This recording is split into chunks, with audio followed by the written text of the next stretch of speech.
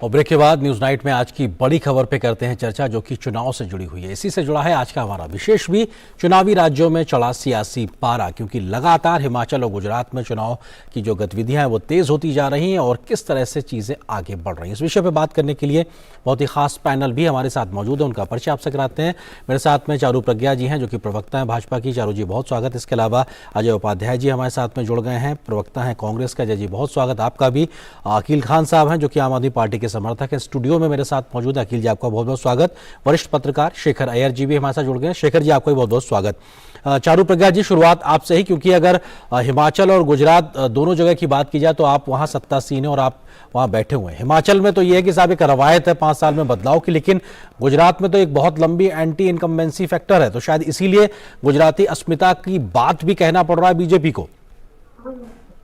जी आर्यन जी, मैं ये मानती हूँ कि जिसको हम एंटी इनकम्बेंसी कह रहे हैं, ये जब चुनाव खत्म होंगे हम कहेंगे ये प्रो इनकम्बेंसी की वेव निकली।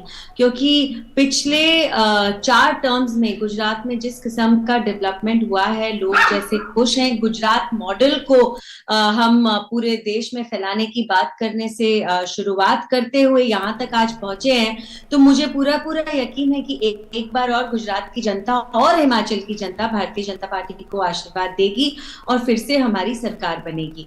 आज हिमाचल प्रदेश में हमारा विजय संकल्प पत्र भी घोषित हो गया है और उसको पढ़कर मुझे ऐसा लगा कि ये उन चीजों पर फोकस कर रहा है जो हमारे सिटीजन्स को आज की तारीख में चाहिए।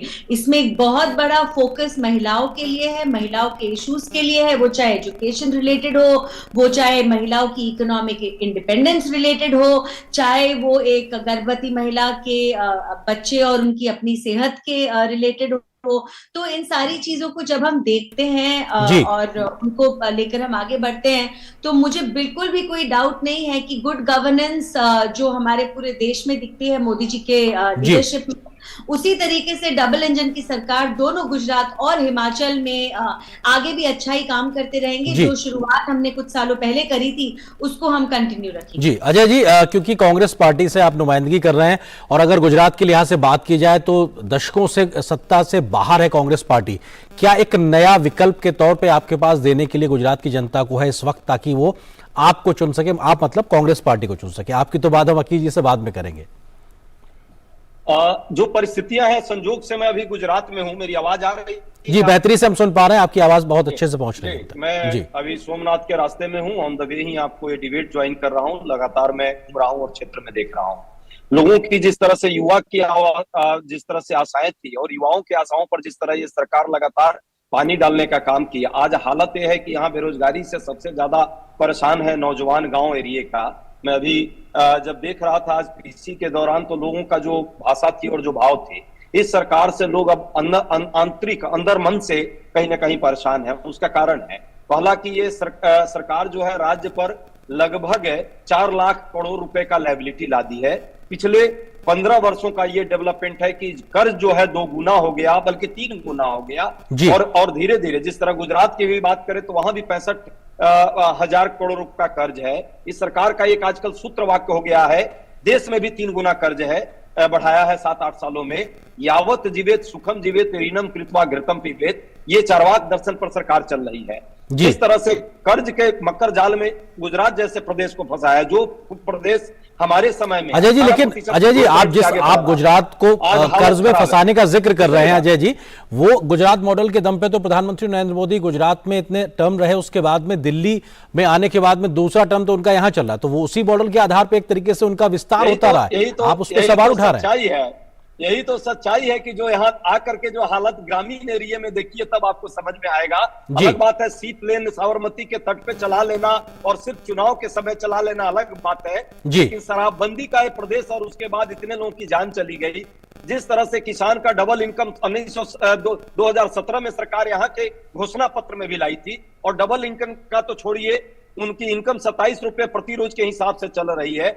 जिस तरह से महिलाओं की बात अभी हमारी बहन प्रज्ञा जी ने अभी की है, भाजपा प्रवक्ता ने, जो हालात हैं यहाँ महिलाओं का, सुरक्षा का, रोज 5 से 6 महिलाओं का रेप इस प्रदेश में हो रहा है जी। और ग्रामीण लेकिन कांग्रेस के जो राज्य है, कांग्रेस के राज्य है, जैसे आपने राजस्थान खासतौर से, तो वहां तो एनसीआरबी के डेटा तो और ज्यादा चौंकाने वाले हैं। लेकिन मैं आपके इन आरोपों का जवाब जल्दी से ले लेता हूं। चारू जी वो कह रहे हैं कि साहब आपका फेल गुजरात मॉडल है और उसी प्रकार की जो व्यवस्था है वो ग्रामीण इलाकों तक एक तरीके से बदहाल हो चुकी है। कैसे आप गुजरात जीतेंगे या हिमाचल जीतेंगे? जल्दी से जवाब।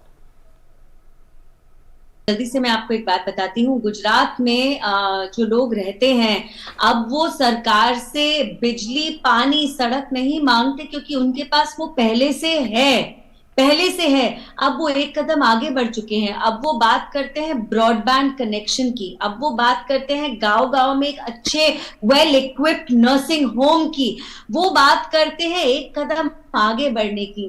तो ये सारी चीजें मुझे लगता है अजय जी मिस कर गए हैं और उनको फोकस करना चाहिए राजस्थान के आंकड़ों पर। इस समय राजस्थान के आंकड़े में देना नहीं चाह रही, लेकिन अगर आप सुनना चाहें तो हमारे देश में चाहे वो बेरोजगारी में लीड हो, चाहे वो महिलाओं पे अत्याचार में लीड हो, चाहे दलितों के ऊपर अत्याचारों में लीड हो, सब में कांग्रेस शासित राजस्थान लीड कर रहा है। लेकिन हम उस बारे में बात नहीं करें इस समय। हम चुनावी राज्यों की बात करते हैं। साथ में अखिल साहब भी इस वक्त जुड़े हुए। अखिल जी, आम आदमी पार्टी के समर्थक। अखिल जी, क्योंकि अरविंद केजरीवाल और आम आदमी पार्टी अब गुजरात हो या हिमाचल हो, वहां पर अपनी सरकार बनाने के लिए जोर आजमाइश कर रही है। उनके पास में दिल्ली मॉडल है दिखाने के लिए और पंजाब मॉडल है, लेकिन दिल्ली मॉडल में इतने ज्यादा आरोप हैं कि कटघरे में कई सवालों में कई प्रकार से घिरे हुए नजर आते हैं।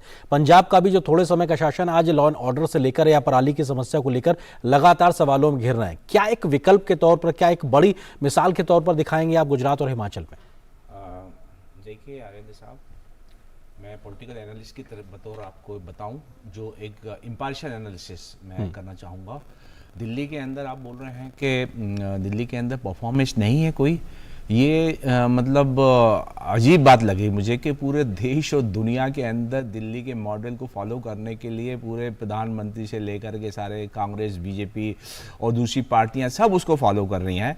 और जो हमने परफॉर्मेंस दिखाई है दिल्ली के अंदर, उसका सबसे बड़ा जो आप एक मतलब मैं बोलूँगा उदाहरण ये है कि हम लोगों ने दिल्ली के अंदर बिजली, पानी, शिक्षा, स्वास्थ्य, रोजगार, महिला सशक्तिकरण और भ्रष्टाचार का खात्मा, ये करने से हमारी जो इकोनॉमी है मतलब प्रॉफिट में चल रही है। पूरे देश के अंदर एक ही है दिल्ली के अंदर जहां पे हमारा बजट प्रॉफिट में आता है और 2.5 गुना बढ़ गया है। हम जब से सत्ता संभाले हैं उसके बाद से अब तक 2.5 गुना हमारा बजट बढ़ गया है।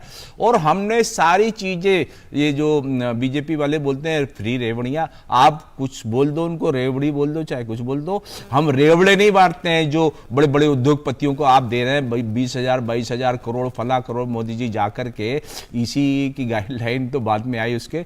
तो हम ये कहना चाहते हैं कि हमने जो मॉडल दिल्ली के अंदर इस्टेब्लिश किया है और प्रूफ किया है पूरी दुनिया के लोग, मतलब बड़े बड़े कंट्री जो है वेस्टर्न वर्ल्ड, वो आकर के हमारे शिक्षा मॉडल को देखने आते हैं। इससे बड़ी हमारे लिए प्रतिष्ठा की क्या बात होगी। लेकिन उस मॉडल के आधार पे आप अभी हिमाचल और गुजरात जाना चाहते हैं। बिल्कुल चारू जी, मैं आता हूं आपके पास, मेरे साथ शेखर जी भी जुड़े। अखिल जी एक सेकंड में आता हूं। शेखर जी, क्योंकि समय थोड़ा सा सीमित होता है तो निश्चित तौर से ये जो अपने अपने दावे हैं उसमें बीजेपी कह रही साहब कि वो जो इनकम्बेंसी है उसका एक तरीके से एंटी इनकम्बेंसी को हटा के वो काम करती नजर आ रही है और लगातार उसके पक्ष में माहौल है। कांग्रेस कह रही है कि साहब बिल्कुल एक स्थिति खराब हो रही है।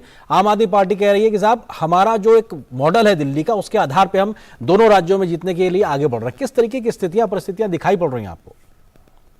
देखिए आरेंद्र जी, ये चुनाव जो है गुजरात और हिमाचल में, देखिए जो सबसे बड़ी बात जो है कि क्या जैसे उत्तर प्रदेश में, उत्तराखंड में, मणिपुर में, गोवा में जो बीजेपी दोबारा जो एक प्रो इनकम्बेंसी वोट लेके फिर आ गई, क्या वो हिमाचल में कर पाई? क्योंकि हिमाचल में कभी सरकार रिपीट नहीं हुई और गुजरात में तो लगातार 6 चुनाव जीतकर अभी 7वीं पर ट्राई कर रहे हैं। ये 7th इलेक्शन होगा जो बीजेपी के लिए, क्योंकि 1995 से वहां पे है। लेकिन प्रॉब्लम एक जरूर है, क्योंकि गुजरात में अगर कोई पार्टी 27 साल से है तो एंटी इनकम्बेंसी होती है। वो एंटी इनकम्बेंसी जो स्थानीय विधायक हैं, वहां के मंत्री हैं, ये देखिए पिछले साल हमने देखा एक बहुत बड़ा चेंज हुआ, पूरा कैबिनेट चेंज हुआ। विजय रूपानी की जगह भूपेंद्र पटेल आए और आज आप देख रहे हैं कैंपेन में हर जगह प्रधानमंत्री कह रहे हैं कि डबल इंजन सरकार, नरेंद्र और भूपेंद्र। देखिए बीजेपी की खासियत रही है, वो मोदी के नेतृत्व में गुजरात में खास करके अपने आप को हमेशा रिन्यू करने की कोशिश करते हैं कि भाई कैसे एक नया ये करें। इस बार भी आप देखेंगे जब टिकटें बांटे जाएंगे, जब उसकी लिस्ट आएंगे, कई चेंजेस होंगे, कई नई लोगों को दिया जाएगा जी। और ये जो जो जो कांग्रेस और आम आदमी की पार्टी में बीच में एक प्रकार से जो बेसिकली वो ऑपोजिशन स्पेस के लिए, देखिए आप कोई भी ऑपोजिशन नेता यही नहीं कह रहा है कि बीजेपी हार जाएगी गुजरात में जी, क्योंकि उनको पता है कि बीजेपी को गुजरात में हारना आसान हम बोल रहे हैं सर। उसकी जी, बड़ी अखिल जी बात कारण आपके पास। जी। जो गुजरात की जनता, जो पब्लिक है, जो वहां के जो पीपल है, उनका पीएम मोदी से एक लगाव है। देखिए वो लगाव आसानी से टूटेगा नहीं और कतई गुजरात के लोग नहीं चाहेंगे कि ऐसा कुछ हो जिससे प्राइम मिनिस्टर के लिए, प्रेस्टीज के लिए कोई ये हो। ये गुजरात अलग बात है, लेकिन एंटी इनकम्बेंसी जरूर ग्राउंड लेवल पर होती है। लोग हमेशा चेंज के देखते हैं, लेकिन विकल्प क्या है सामने जी, उस विकल्प का चेहरा क्या है? ये अपने आप में बड़ा सवाल है। चारू जी जल्दी से आपसे समझना चाहेंगे क्योंकि अखिल जी कह रहे हैं कि साहब आप लोग उनकी रेवड़ी से डरते हैं और आप लोग खुद रेवड़ा बांटते हैं बड़े बड़े उद्योगपतियों को लेकर, सीधा आरोप लगा रहे हैं आप पे। इनकी बातें सुनकर मैं बहुत मुस्कुरा रही थी आनंद जी, क्योंकि ये उस सरकार का समर्थन करते हैं जो कोविड और ऑक्सीजन स्कैम से निकली तो शराब के स्कैम में अटक गई। शराब के स्कैम से निकली, ये इंडिया अगेंस्ट करप्शन का नाम लेके चुने गए थे और अभी अरविंद केजरीवाल जी इतने महान करप्ट इंसान को सपोर्ट कर रहे हैं कि जब उनकी कनेक्शन किसी ठग से भी मिल जाते हैं, उसके बावजूद, उसके जेल में रहने के बावजूद उन्हें मंत्री पद से हटाते नहीं है। तो भाई आपकी तो जो पोल थी वो अभी पिछले कुछ महीनों में ऐसी खुल गई है कि बेहतर ही रहेगा कि आम आदमी पार्टी की तरफ से आप इस तरीके की बातें ना करें। ठीक है जी जी, चारू जी, एक नया स्कूल आपने नहीं खोला, आप अस्पताल की बात करते हैं, आपने एक नया अस्पताल नहीं खोला जी। ठीक है अजय जी, क्योंकि ये अपने आप में एक मोटे तौर पे दिखाई पड़ रहा है, हिमाचल हो चाहे गुजरात हो, कांग्रेस के बड़े नेता नदारद नजर आ रहे हैं। ऐसे में सवाल तमाम इस बात को लेकर कि राहुल गांधी कहां है और इतने दो राज्यों में महत्वपूर्ण चुनाव हैं। बड़ा आश्चर्य लगता है और एक नैरेटिव गढ़ने का प्रयास है। राहुल गांधी कहाँ है? बताइए ना, दिखाइए ना आप।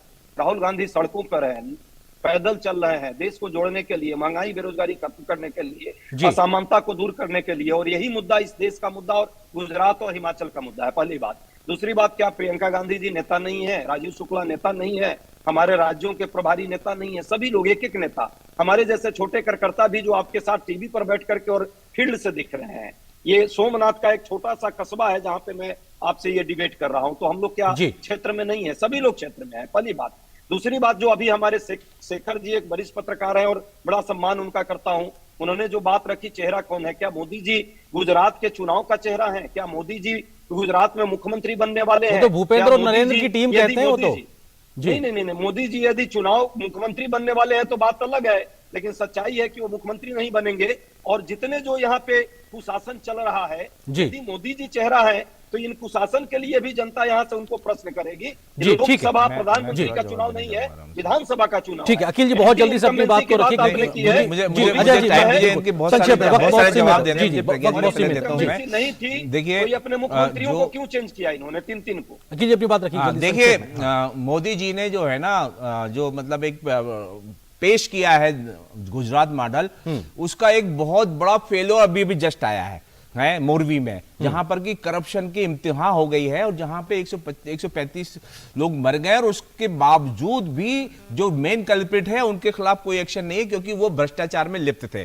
दूसरी बात यह है जो आपने मैडम बोल रही है ना, दिल्ली का मॉडल जो है पूरी दुनिया के अंदर फेमस है और सब लोग उसको मानते हैं। और जो आप कोरोना के बारे में बोल रही थी ना मैडम 47 लाख जो लोग मर गए हैं, उसको वर्ल्ड हेल्थ ऑर्गेनाइजेशन ने कहा है कि ये बीजेपी सरकार के प्रधानमंत्री जिम्मेदार है। वो सारी चीजें आप आधार पे चारू जी, क्योंकि वक्त खत्म हो रहा है, जल्दी से क्या वजह है? लेकिन आरोप जो जवाब लेता हूं चारू जी, गुजरात में नहीं मुझे दीजिए सवाल लगा, गुजरात के अंदर जो है ना मुंगेरी लाल के सपने दिखा रहे हैं ना मोदी जी, उन्होंने जो दिखाए हैं, बिल्कुल 50 किलोमीटर दूर जाइए अहमदाबाद से। अखिल जी देखिए, जब समय खत्म होने लगता है तो आप जोर से बोलने लगते हैं, कोई फायदा नहीं है।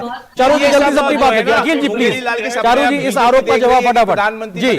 अखिल जी अब जवाब तो सुन लीजिए, आरोप लगा के भागने वाला काम मत कीजिए ना, जवाब सुन लीजिए। अरे अखिल जी जवाब तो सुन लीजिए, अखिल जी जवाब सुन लीजिए, आप आरोप लगा के भागने वाला काम मत कीजिए ना। चारू जी जल्दी संक्षेप में। जी देखिए, मोरबी एक बहुत ही दुखद हादसा था और सब इस हादसे की जिम्मेदारी ले रहे हैं। ये कोई और आज सरकार होती ना तो हाथ झाड़ के कहती कि प्राइवेटली बना ब्रिज है और उसके बाद हादसा हुआ। प्राइवेटली बने ब्रिज की भी जिम्मेदारी लेने का काम केवल इस देश में भाजपा सरकार कर रही है और कोई होता तो नहीं करता, और उसमें भी गिरफ्तारियां हो ठीक है, कुल चुकी मिला के ये एक घटना है, इसके पीछे जिम्मेदार कौन है उसकी भी जांच हो रही है, लेकिन चुनाव के समय में जो मसले और मुद्दे उसको लेकर जनता तय करेगी। फिलहाल वक्त इतना ही है। बहुत बहुत शुक्रिया आप चारों मेहमानों के साथ जुड़ने के लिए। चारू जी आपका, अजय जी आपका, अखिल जी आपका, शेखर जी आपका बहुत बहुत शुक्रिया हमारे साथ जुड़ने के लिए, इस विषय पर विस्तार से बात करने के लिए।